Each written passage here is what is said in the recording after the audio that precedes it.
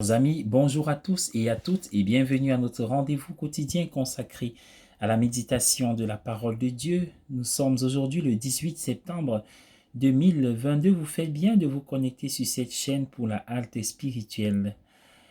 Installez-vous bien, c'est parti en ce jour où Dieu nous invite davantage à l'aimer avec un cœur sans partage. Notre Dieu est un Dieu jaloux. Oui, l'évangile de ce jour tiré de Luc se termine par cette phrase: on ne peut servir Dieu et l'argent. Avons-nous déjà rencontré une personne qui prétend être serviteur de l'argent? Non, c'est dans les attitudes qu'on se découvre comme étant esclave des richesses matérielles ou alors que les autres arrivent à le constater. Mais chacun se déclare comme étant libre.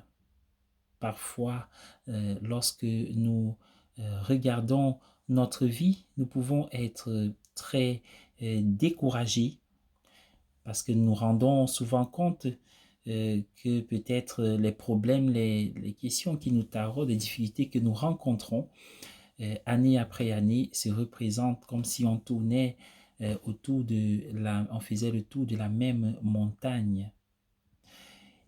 Il peut nous arriver même de pouvoir simplement regarder ce qui n'est pas bon dans notre vie, au point d'oublier ce qu'il est. Il y a des périodes même de notre existence où nous sommes plus sensibles aux critiques qu'aux encouragements. Bien-aimés du Seigneur, tout homme est une histoire sacrée et il y a en chaque homme du bon et du moins bon. Cela nous fait penser à la parabole du bon grain et de l'ivraie. Le fermier avait planté, n'est-ce pas, du bon grain, et le malin, dans la nuit, y a mis de l'ivraie.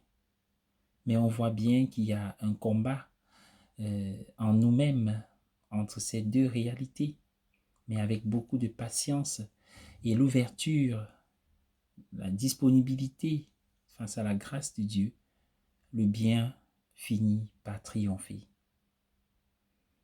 Et on a vu comment le propriétaire de la vigne a dit au fermier de prendre patience, de bêcher encore. C'est le fermier qui a négocié pour que le propriétaire lui laisse le temps de bêcher. Donc avec de la patience, et chacun selon sa nature, son état de vie, selon sa constitution, selon même son désir de cheminer là où il se trouve, peut réussir à vaincre ce qui est considéré comme moins bon en nous. Mais en même temps, il y a un travail à faire. Pour pouvoir y parvenir, il faut passer par le temps de crise. En fait, les moments de crise ne sont pas totalement négatifs. Il y a du positif qui peut naître de ce chaos qui s'est créé. Et justement, le temps de crise, c'est ce temps de décision.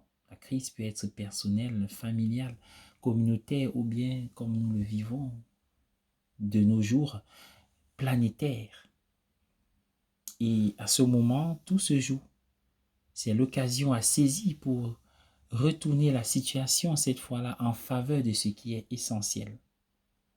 Et on voit, il y a quelques jours, combien la parabole de l'enfant prodigue nous présente aussi, comme l'intendant, ce moment de crise. L'intendant vit sa crise lorsque il entend cette sentence qui annonce sa répudiation, son licenciement, puisque sa malhonnêteté n'avait que trop duré. Et alors il prend conscience, il réfléchit et réoriente les choses. C'est pareil pour l'enfant prodigue qui, loin de la maison de son père, réalise qu'il avait tout perdu, même sa dignité, au point de se comparer aux porcs, aux bêtes. Et alors il réfléchit et il retourne, il fait le chemin retour. Heureusement, dans les deux cas, on trouve toujours disponible là à donner la miséricorde de Dieu qui, comme la pluie qui arrose la terre, n'évite pas le toit du méchant au profit du toit du juste, mais la grâce est donnée à tous.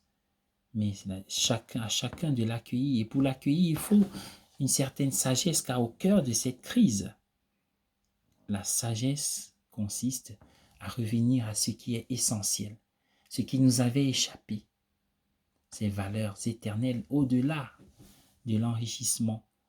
Et alors on peut se dire, l'intendant a appris quelque chose d'essentiel, ne pas vivre pour soi, mais apprendre, ne pas simplement vivre en prenant pour soi, mais en donnant aussi.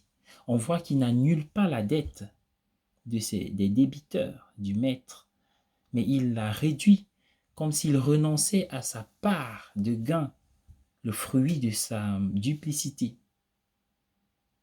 Et donc, il saisit ce qu'il y a de positif en lui parce qu'il s'est laissé saisir par la grâce. Finalement, ces personnages de l'Évangile qui avaient l'air tous louches nous apprennent qu'il y a du bien en nous qui peut croître sous l'effet de la grâce, de l'action de Dieu. L'escroc, cet intendant qui est un escroc, et puis les débiteurs qui se font complices, et même le propriétaire, le riche, qui semble admirer et faire l'éloge de cet homme malhonnête qui s'est fait des amis avec l'argent trompeur. Oui, bien-aimé du Seigneur, la sagesse, c'est donc de revenir à l'essentiel. Vivre en donnant aussi. Vivre en tenant compte de la relation.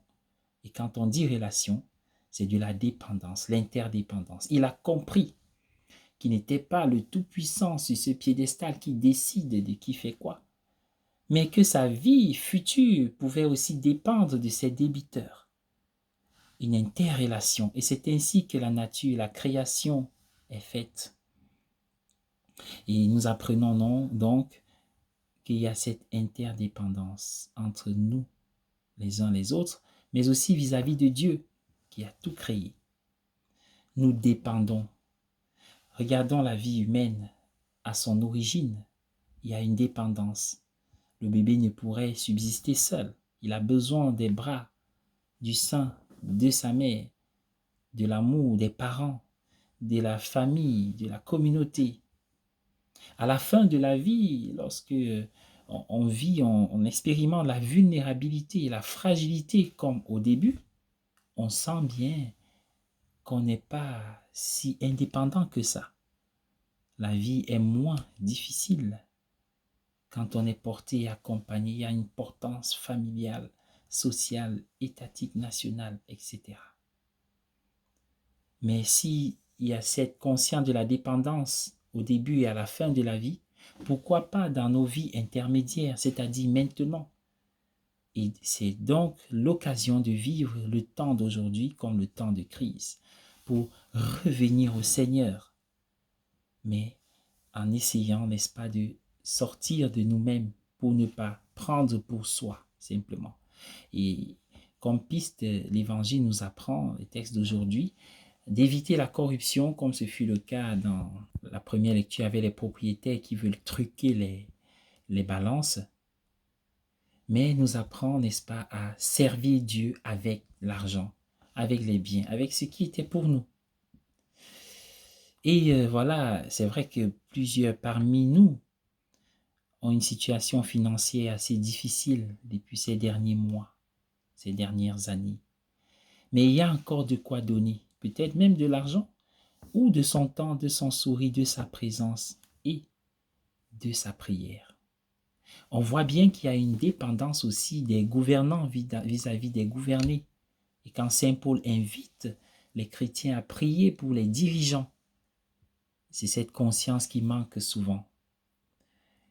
Et comment est-ce qu'ils peuvent, de quoi peuvent-ils dépendre de nous? De nos prières pour vivre en paix. Les chemins de la paix ne sont pas épuisés par toutes les démarches humaines. Et la démarche chrétienne, l'invocation de Dieu, du Saint-Esprit, la prière, soutient l'élan des hommes et des peuples vers la paix.